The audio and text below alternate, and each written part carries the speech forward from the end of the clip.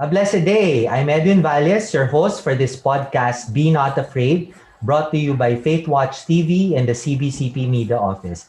In this particular podcast, we listen to stories of LGBT persons who are journeying through their Catholic faith. And speaking about our Catholic journey, so we're now in approaching Holy Week, and we have this podcast as our Holy Week podcast. No, so one of the for me, no, personally, one of the most striking stories about the way of the cross is that when Jesus Christ met Simon of Cyrene on the way to Calvary, no. So, and siguro bahagi rin po ng buhay ng ilang LGBT persons ang magbuhat ng mga crosses ng ibang tao. And for this Holy Week episode, we are blessed to have an LGBT person who actually does that, who helps carry the crosses of other people through the service that he does for the church, diba? And for his community. So allow me to welcome po our guest for this podcast, Brother Lito Cruz. Hi Lito, kindly greet our podcast viewers. Hello, Brother Edwin. Yeah, I'm Brother Lito. I worked in San Lazaro Hospital, H4 department. I'm an HIV and family counselor. I worked with people living with HIV and AIDS together with their families. I worked with doctors and nurses in our department, in the OPD department, and also at the ward. And at the same time, they called me brother because I'm also a part of a community in Bukawe, Bulacan, under the Diocese of Malolos. Our community is called the Hospice of San Juan de Dios, run by the Brothers of Mercy of Saint John of God, and we are taking care of over almost 100 male psychiatric patients, or what in the society what we call the differently abled. Okay, yeah. So yun po ang kanyang parang resume at introduction, no. So personally po, Lito is one of my idols, no? So how to be you po, I'm really amazed at the commitment that he does for the work, no? So dahil napaka-rich po ng kanyang service, i-breakdown po natin yung kanyang ating pag-uusap ngayon. So in this particular episode, we will talk about his work at San Lazaro Hospital in the H4 HIV ward, no. So you mentioned earlier, Lito, no, parang mga 20 years ka nang involved sa work na yan, no? Tama ba? Yes, I've been there since year 2000, and last January I had my 21st year. Yes, congratulations. So paano ka nagsimula diyan? Paano anong nangyari ng year 2000 that you found yourself being involved in San Lazaro Hospital in the work for HIV persons? Yeah, year 2000, nagkataon na ang director doon ay aking kaibigan, si Dr. Ben Arca. So I had an opportunity to ask his permission to do some work. Since I had my diploma course in counseling from Ateneo as a family minister, so I tried to do some volunteer work there as part of work ko din sa community sa Hospicio de San Juan de Dios, because we have 4 vows there as a companion of Saint John of God. The 4th vow actually is to work with the poor and the dying. So yun, nagpaalam ako sa kanya, and gusto ko rin kasing maranasan na paano maglingkod. And also, siguro partly din now I realize na my father died at the age of 44 with a terminal illness, cancer. So siguro that yun din yung longing ko to serve to people with terminal illness, which is now HIV. And also, my mother worked there in San Lazaro Hospital for 25 years, nursing attendant. Siguro that's part of those issues ko din na I wanted to really process. And ngayon ko lang na-realize din na why San Lazaro, why HIV. I mean, the terminal illness is in relationship with my father having cancer. And San Lazaro Hospital because my mother worked there, and I was so angry with my mom while working there because I was left here at home to take care of my 2 younger brother and sisters. Siguro that is the start. But this realization only came after so many years na serving there in San Lazaro Hospital. Siguro that's all the start, but it's now expanding now, and still the process is going on with me in San Lazaro. Yeah, and significant year pa nun. So year 2000 is a great year, Jubilee Year of Mercy, no? So right. when the doors of mercy are open, so eksakto na God led you into that work, no? So you were saying na you naghahanap ka ng trabaho for some form of counseling, no? So what sort of work did you do there nung nagsimula ka sa year 2000? Yeah, because I had a diploma course in family ministry in Ateneo. So I practiced to do counseling. And at that time, during that time, the year 2000, in the HIV world, ang hirap humanap ng pasyente to undergo testing. So much more counseling. So nung time na yun talagang nagtatago sila. I mean, hindi pa ganun as open as this time. So pag meron kami isang pasyente doon per day, naku, masayang-masaya na kami. So mas marami kaming nag-work as psychiatrist, infectious doctor, and ako as counselor. So yung counseling namin noon, informal. Yung natutunan ko sa Ateneo, yun lang. So hindi talaga yung now as formal na talagang specifically targeting about HIV and of course the psycho-emotional issues, yun yung napag-aralan namin sa San Lazaro. But yung about health, about the terminality of the illness, having HIV, and especially those conditions na talagang nasa AIDS condition na. And during that time kasi, yung year 2000, wala pa siyang gamot. Gamot meaning ARV. So talagang so at the same time, so nagsimula ako actually doon as counseling, pero later on, we partnered to a foreign trainer na we do palliative care. Kasi nga, people living with HIV at that time just die because we don't have medicine yet at that time. So until such time na naglabi yung ating mga PLHA, until they got the medicine, I think it was year 2006 when we started ARV here in the Philippines. So yung counseling work mo nun, yung counseling work mo nun was to encourage people to have themselves tested, or nagpapatest na sila more on care na, palliative care? So I think it's more of palliative care. Kasi people na nandoon na sa San Lazaro, confirm na sila na ay may HIV. Dahil nga walang medication at saka it's too late for them na madadiagnose sila. So usually meron na silang tinatawag naming opportunistic infection. Ibig sabihin ng opportunistic infection, they are already in the AIDS condition. And most of them are beyond, talagang beyond na dun sa parang makarecover pa. Because most of them are meron na silang mga CNS, Central Nervous System infection, meron na silang TB, and the common infection during that time is pneumonia. But people living with HIV having pneumonia is different from the pneumonia of people that does not have HIV. And yun, doon ko nakita yung, so mas na-practice ko yung, siguro mas na-practice ko yung palliative care because like my father died of cancer, I was so helpless. Parang ganun din yung naranasan ko doon na siyempre ang ginagawa lang doon that time kung meron silang pneumonia, the doctor will treat the pneumonia, but walang ginagawa tungkol sa HIV kasi wala pang medication by that time. So pag umu-okay na yung pneumonia, umu-okay na yung TB, sometimes they recover. But most of them during that time died. So ang best talagang na-approach namin during that time is about palliative care. So yun yung ano to, no? Kumaga intervention objective ng counseling nyo ng time na yun, yes. Despite the fact na wala namang gamot on HIV, to manage yung symptom but also to provide yung care, no? So Yes. Ano yung overall approach mo nung time na yun? Can you describe? Paano mo?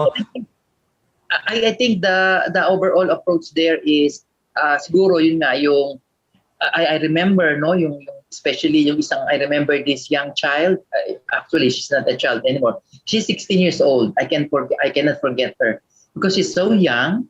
She got the infection from her mother. This is what we call mother to child transmission, and there's no medication, no? And yung kapatid niyang lalaki na binatilyo, I think the brother is 21 years old at itong babae na pasyente ay 16 years old.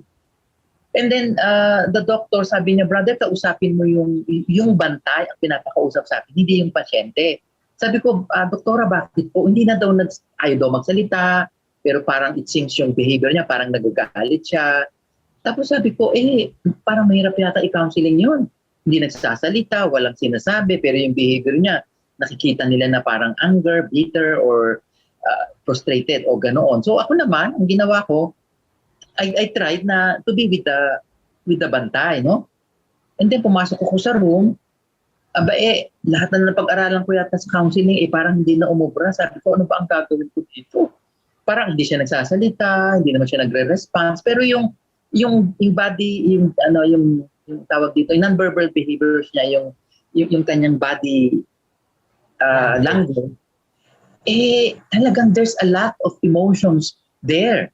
Buti na lang naisip ko dahil I was, nag-train sa amin ng palliative care, na-training Elizabeth Kubler-Ross. It's a foreign na-train about death and dying at saka yan ng grief. Naisip ko na, sabi ko, sige kuya, pwede ba na mag-iiwan ako dito ng bond paper at saka coloring pencil? Can you just put something in there? What's really inside of you? Hindi ko matukoy kung sa isip ba yun o sa damdamin niya. Suddenly, hindi ko rin nakalain na agad kukunin niya agad yung laing colored pencil. Ano siya? Nag-doodle siya, no? Kinuha niya yung pencil, gumanong-ganon lang siya. Parang left, right, tapos different colors. So ako naman, I was so amazed. But of course, I was so, nag-ano rin ako, parang vigilant ako kasi hindi ko alam, baka mamaya bigla akong suntukin o magalit sa akin kasi hindi ko alam, hindi siya nagsasalita, pero nababasa ko sa body language niya parang nagagalit siya or something. Tapos yun nga, so nag-drawing siya, left, right, parang gano'n, parang an arc. Tapos sabi ko sa kanya, siyempre nilakasan ko yung loob ko kasi hindi ko alam kung ano sasabihin niya sa akin. Can you tell me what is this? Pero ako sa loob-loob ko, meron na ako interpretation. Ang sinabi ko sa kanya, ang sa loob-loob ko, ang naiisip ko, siguro rainbow ito. Sabi kong gano'n. So, may sarili ako interpretation and everything. Sabi ko, ano yan? Sabi ko, pwede bang masabi mo sa akin kung ano ito i-drawing mo? Ang sabi niya sa akin, I think 2 or 3 sentences lang. Sabi niya, ayokong mamatay ang kapatid ko kasi gusto ko siyang umabot ng 18 para mag-celebrate ng kanyang debut. So ako, I was really, dumbfounded. Natapatulala ako, no? Pero of course, I have to be back with myself to continue that. Kasi yung bigla na lang siyang umiyak. Tapos, yeah, I did nothing. Kasi yung parang isa sinabi sa amin na during that time, when the client is, I think it's part of the catharsis na talagang, and later on I realized it's part of the grieving process nung kapatid. Correct. Hindi ko talaga siya makalimutan. Even the drawing, I had it with me. And drawing nung kapatid, and also nung drawing nung pasyente na in series. Kasi dahil nga wala kami magawa before, I just, iniiwanan ko sila ng crayon at saka bond paper. Yun, nagdo-drawing yung pasyente until namatay yung pasyente after 6 months. Because wala nang ARV, no medications for antiretroviral by that time. Yun. And wala, hindi ko nabalitaan ko ano nangyari dun sa bantay. Sa kapatid, sa bantay. Memorable. And ang hindi ko pala makalimutan sa kanya that time is pagdadalaw ako dun sa pasyente na ito, ang sinasabi ko, are you ready to die? Kasi ang tuturo sa amin sa palliative care is talk about it as normal as possible. Of course, pero ako, and then I realized later on na yung question na tinatanong ko doon sa pasyente na babae, yun pala yung question na tinatanong ko sa sarili ko. And I think that time I'm looking for meaning of my life. What's the meaning of my life? Parang gano'n na. So my life became more meaningful nung nalaman ko ano ba ang sagot doon sa tinatanong ko na are you ready to die? Kasi yung bata parang hindi siya mahirap na, tanggapin na siya ay mamamatay because of her, age siguro or experiences of loss. And mas parang ang pakiramdam ko, basta ako yata yung hindi makatanggap na baka siya ay mamatay na hindi ready. Pero actually, it's my own projection toward my own mortality. I think that's the end point of that. Wow. Wow. So, and by the way, ginagawa mo yun for the past 21 years. So, it's always dialoguing. Di ba? Always trying to wrestle and understand, or maybe being more and more ready to accept death, no? Kasi nga, so I would imagine, so through you, no? So para for the benefit of the podcast viewers, through Lito, yung grupo po namin, yung Courage Apostolate, yung apostolate na simbahan for LGBT persons, nakakapag-annual outreach po sa San Lazaro Hospital. So, ang ginagawa lang namin doon, magro-rosaryo kami kasama ng mga pasyente and just really spend time with them. No? So, and siguro yung first time na ginawa ko yun, I was so scared. I mean, if I'm being honest to myself. No? And yet, si Lito, araw-araw niya nakikita niya or regular yung nakikita niya. So, maybe you can help describe to the podcast viewers what is your typical day, di ba? In that volunteer work sa San Lazaro. My typical day in San Lazaro Hospital, are you mean? Yes. Usually, my usual typical day, usually I ask the doctor if there are any referral, especially in the ward, H4 ward. Kasi sa H4 OPD, walang masyado yan kasi usually so H4 OPD. So it's a two separate place but one department that caters a different service. So H4 OPD, H4 is stands for HIV and then 4 is AIDS. So para lang medyo discreet yung pagsabi. And then OPD is outpatient department. So outpatient department is the place where people living with HIV get regular refills of their medicine every 1 or 3 months, depende sa ano nila. And then also at the same time, na meron din kami doong services na binibigay na free HIV counseling, testing, screening. So yun. Okay. So as an HIV counselor, umuupo ako doon, especially yung mga cases na medyo mahihirap. I mean, yung medyo natatakot, medyo may suicidal tendencies, yung may mga paranoid ideation, may mga drug user, may mga ganun kaming pasyente na. So yun yung binibigay nila sa akin. So because I'm used to work with this. Pero yung mga ordinaryo lang na because they wanted to be screened or tested with HIV, doon na sa mga kasama ko yon. So that's one part. And then usually in the afternoon, when there is less patients dito sa aming OPD, I visit the hospital. I mean the hospital meaning the H4 ward. So yung H4 ward din, hatik na siya ngayon. So yung H4 ward ay, ang nandoon niya, people living with HIV na non-communicable diseases. Ibig sabihin nito, yung pasyente na may HIV pero may TB at the same time, doon sila sa TB ward. Kasi the purpose of which is for infection control. Kasi kung isasama natin yung mga PLHA na PLHIVs na walang TB, doon sa may TB, mahahawa sila. So yung may mga TB pero at the same time may HIV, kasama sila doon sa. Pero may mga way kami na ginagawa para discreetly I can visit them. Those who are patients with HIV at the same time may TB. Pero kapag medyo okay na yung TB nila, hindi sila nakakahawa, pwede na silang ibalik doon. So what I usually do there, depende sa referral, no? Usually ang nakukuha ko ngayong mga referral ay yung mga pasyente na nagkaroon sila ng opportunistic infection kasi tumigil sila sa pag-inom ng ARV, yung medicine. Actually, this medicine, yung ARV ay hindi po siya cure, siya po ay treatment, hindi po naaalis yung HIV sa katawan nila, pero napipigil po ng ARV yung pagdami ng bilang, kaya po sila ay hindi magkakaroon ng less chances to get the opportunistic infection. I mean, ma-avoid nila to go to the AIDS condition. And yun nga, so part pa rin ng kagaya ng sinimulan ko, dahil nga sila ay nag-stop, so most of them are dying. So weekly dyan, walang linggo na lumilipas na wala akong pasyente na nakikita na hindi namamatay. And yun nga, siguro, na-develop na rin sa akin yun na, so from that experience of mine, I was able to suspend my judgment. Kasi ang hirap na, yan kasi sasabi, in the usual manner, before sabihin ko, yan, kaya kayo nagkakasakit, kaya kayo mamatay-matay na ngayon. Kasi Hindi kayo pasaway kayo. nag-comply. Oh, hindi kayo nag-comply sa medicine. Oh. Hindi kayo adherent. But now I realize there's no point of telling that. So mas ang ginagawa ko, especially those people who are dying, is talk about the goodness of life. Asking them sino yung umiibig sa kanila. And of course, if there's an opportunity, but always there's an opportunity to pray in their bed right at that particular moment, kahit na sabihin mo hindi sila Katoliko, but most of them are Christians. Meron ding mga Muslim, so if there is or Iglesia ni Cristo, so it doesn't matter to me. As long as sinasabi ko sa kanila, as long as you believe in God, as long as you have a higher power, of course, pag may Christian at Katoliko, bonus na sa akin yun.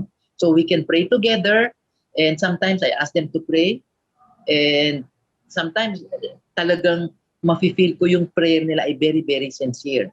And if there's an opportunity, yun din, tumatawag din ako ng pare, pero nito nga nagkaroon ng pandemic, so medyo nahinto yung kasi nga, hindi pwede pumunta si Father doon. Pero now, starting now na pwede ulit dumalaw si Father, so nakapag-anoint pa din siya. So sa ward, bali tatlo yung nangyayaring ginagawa ko. One is, I do review or what we call now ARB adherence counseling to restart their medicine kung kaya pang makarecover. At the same time, affirming them and asking them, gusto mo pa bang mabuhay o ayaw na? Or assessing if there's depression or psychosis or some other things, delusions. Pag may mga ganun na, baka naman kailangan na ng intervention ng aming psychiatrist. So, but if there's kung mga therapy lang, affirmation, focusing, may mga konting trauma, may mga konting depression, I can address that right at the bedside of the patients. And at the same time, I see to it na pag ginagawa ko yun, kasama yung bantay. Kasi I think the bantay or the watcher has a big role to play. Correct. Kasi if the energy that the bantay is giving to the patient is good and positive, I think it eases the pain, or though it's painful, but again, nakakagaang, no? And ang madalas kong nararamdaman ay the patient is so bitter or painful because they felt that they are a burden dun sa nagbabantay sa kanila. So medyo yun yung parang struggle ko talaga na ginagawa na please check it out. So pag ganun, ang usually ginagawa ko, we pray together with the bantay. And the theme of the prayer that I usually ask them is the prayer of love, the prayer of gratitude, the prayer of the life. I mean, no matter how short the life is, 16, 17, or even 21 years old, kahit ganun kaiksi lang yung buhay ng tao na bago siya namatay, ay naramdaman niya na siya ay minahal. At the same time, ang challenge ko palagi sa kanila ay, can you open your heart to receive this love? Because the life of the bantay in the hospital is also worst. I mean, you can attest with that, Edwin. No? You see the ward, how these patients look like. They are really like zombies. The smell, all the urine, the blood, all the fear. But all these things are being bear by the bantay. And I usually I ask the patients or the client to, can you say thank you as a gratitude for the services na binibigay? At ang pinaka naiiyak ako sa lahat ay yung nanay na matanda, na imbes na ang pasyente ang mag-aalaga sa nanay, nanay pang matanda na. Puti na ang buhok with all the, what you call this, yung bang maintenance. Tapos ang sasabihin pa nila sa akin, brother, kung kaya ko lang, na ako na lang humiga dyan. Sana ako na lang. So pag ginanon nila ako, ang sinasabi ko, Nay, gusto mo ikaw na rin uminom ng ARV ng anak mo? Ay, wag naman po. So natatawa na lang sila. so is that emotion, no? Pero I think there's truth in there. At sa tagal ng panahon na nandun ako for 21 years, siguro wala pang 10 tatay ang talagang nagbabantay. It's usually the mother, the martyr mother, Filipino mother, who always take care of them. And pala, so before I forget, I always mention yung how to prevent the spread and also the myth about HIV. Kasi itong mga bantay, especially itong mga kapatid na medyo mga bata-bata pa, I think we need to educate, I think I need to educate them, being the bantay or being the brother, or especially after getting better because medyo okay na sila, so they will be living at home together. So usually I tell them, no, hindi po totoo na ang tao na may HIV ay mahahawa kayo sa pamamagitan ng pag-inom sa baso na ininuman nila. Hindi po totoo yon. Yung kutsara na ginamit ng pasyente, kahit sabi mong hindi hinugasan, hindi po makakakuha ng HIV yung gumamit ng kutsara na yon. Bakit? Ang HIV po ay masaganang nabubuhay sa 4 na likido ng katawan ng tao. Sa lalaki po, dugo at saka po semen o similya o tamod ng isang lalaki. Sa babae po, dugo, vaginal fluid at saka po gatas ng nanay na may HIV na nanganak. Okay, mother's milk. So, wala naman po sigurong content yung mga sinabi ko na yon. So, wala pong pagkakataon na sila ay makahawa. Ang isa pa po na palaging kinakatakutan lalo sa amin sa ospital kasi madami talagang lamok, yung daw po bang lamok na kumagat doon sa pasyente at kumagat din sa kanila ay makaka-HIV po sila. Hindi po HIV ang makukuha nyo. Ang sinasabi ko makukuha nyo po malaria, Zika virus at saka po dengue. Yun po yung karaniwan. Isa rin pa rin po dahil po ang common ang toilet po doon ay common, no? Iisa uupo. Pag babae, umihi, nakaupo. Pag lalaki, tumae, nakaupo din. Paano po yun? Tumae po yung may mga may HIV. Magkakaroon po ba kami ng HIV? Hindi po totoo. Kasi po, ang virus na ito, na sinabi ko na sa 4 na likido ng katawan ng tao, ay napakahirap pong mabuhay. Number 1, dapat tama po ang temperatura. Tapos po, hindi dapat sobrang lamig, hindi sobrang init. Tapos, pag ang acidity po, ang pH niya ay hindi tama, mamamatay po. So, hindi po ganun kadali. So, yung mga myth na yun na dati naniniwala po ako ay hindi po totoo. Hindi po ganun kadali matransmit ang HIV. Okay? Tapos po, yun nga, may mga pamamaraan naman po para hindi po talaga makahawa ng HIV. Okay. So, thank you. Thank you, Lito. No? So, napakaraming, very insight driven ang sharing mo. No? So, pag-uusapan pa natin yan. No? So, yan lang po yung time natin for this particular part of the episode. Pero dun sa next episode, pagpapatuloy po natin yung sharing ni Brother Lito ng kanyang experience sa pag-aalaga po ng HIV. Plus, pakinggan po natin yung story naman niya doon sa isa pa niya pong service, di ba? Nabanggit niya po, he's a professed brother of the Brothers of Mercy of St. John of God. No? So,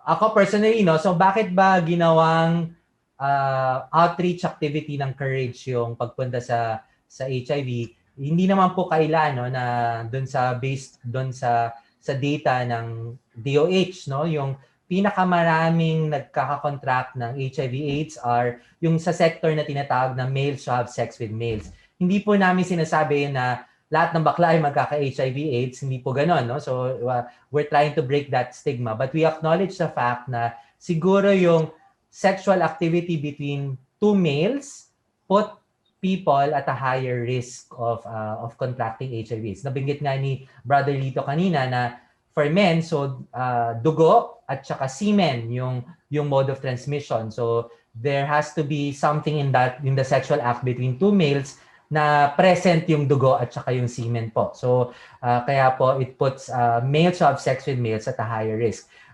So, kaya po, ako po, I was very active in the gay lifestyle and I engaged in homosexual behavior for many, many years. And so ako, what separates me from mga persons na living with HIV/AIDS is wala. Parang wala. Diba? Because yung ginawa ko also put me at risk, no? So, but maybe there's a reason na somehow I'm involved in this ministry and also parang to introduce or to give them opportunities to pray together, di ba?